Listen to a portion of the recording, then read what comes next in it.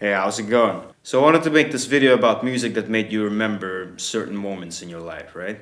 Look, it is well known that music is one of those magical phenomena that makes you feel and remember particular moments in your life. It is able to invoke the sense of nostalgia, a memory, a flashback, an imprint of your mind linked to a particular point in your life. I'm sure that you have experienced it before. So I'd like to share some of mine, so here we go. As I'm typing the script, the first one that comes to mind is a song by a very unknown band, solar-powered people, called Safe for Now.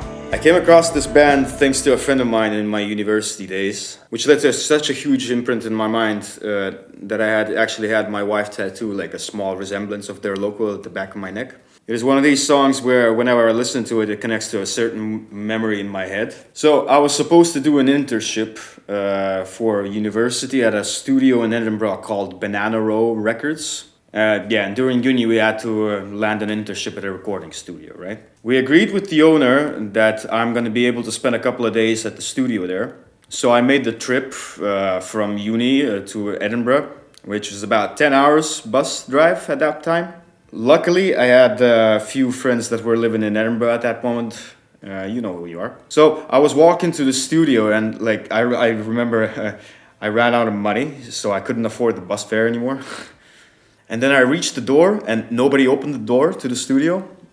So I stayed there for an hour thinking maybe somebody's gonna show up, but nobody did. So eventually after no response, I decided to walk back.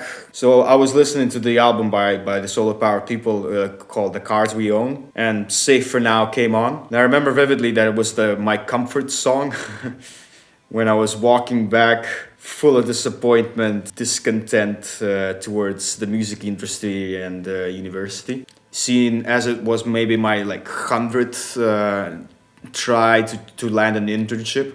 Anyway, the lesson I learned from this is don't rely on anybody other than yourself, really. If you want to make things happen, then just do it.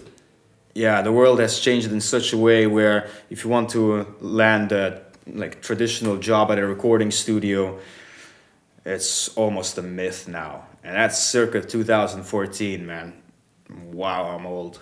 Anyway, the second one, and I know this doesn't make any sense chronologically, but the second song is Nirvana Heart-Shaped Box. So this was the first ever song that I learned how to play drums when I was just starting out playing drums. Even though it was not the song that made me pursue drums in the first place. But it had a huge impact on my musical journey. And I remember the precise moment it happened where it got stuck in my head. I had just got my first drum kit to my small room in a block of flats of 9 floors where I was living on the 7th floor. And I got it through my drum teacher, and back then, in Lithuania, it was very difficult to get a drum kit, so I still don't know where he got it from. Well, also thanks to my parents who made it possible for a 16-year-old who just finished music school to let him pursue music further. Bless them. I remember getting my kit and setting it up, and again, I was living on the 7th floor. Now, I already had some lessons before, so I decided what song should I try and play, right? So I had a stereo, and one of the CDs was Nirvana's Greatest Hits, gifted to me by my dad. So I thought, I know this song by heart now. Heart-shaped box. And as I was practicing it, again, on the 7th floor of a 9-story block of flats, at some point one of my friends gave me a call, I can hear you playing drums. What? And that's one of those moments that got stuck in my head. Whenever I hear that song, I remember that call. You know who you are, by the way. Also, bless my neighbors. One of them was a piano or music theory teacher in the school that I was attending.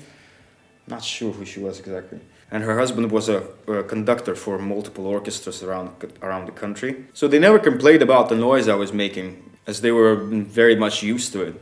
Back then when I was studying piano, I had my first dog would always howl to the moon, man. It would howl at everything, very off-key, but man was it singing its lungs out. And the third one is Bach Prelude in C minor. So I had to play this during my exam in music school, and it was one of the first pieces. And I still remember at least like the first 8 bars with my right hand. I think in total I had to play like 7 pieces, which was basically a set of an hour for my exam. So as me and my mom were going to the elevator, we had a bouquet of roses to give to the teachers.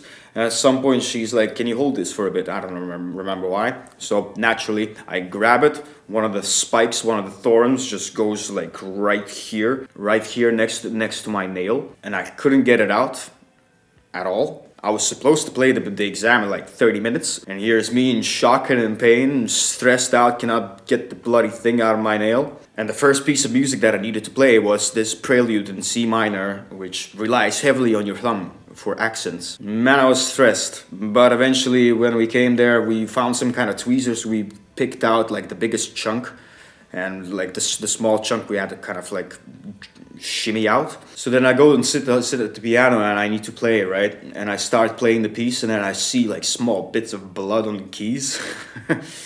But I managed to finish my concerto and I got a 10 out of 10 grade, which was surprising. Still can't believe it happened to me on that day, on that point in time, on my exam day, man. How crazy is that? And I still hate roses to this day. So these are just 3 pieces of music that I can relate to vivid memories of my life. What are yours? Let me know in the comments. Take care and I'll see you soon.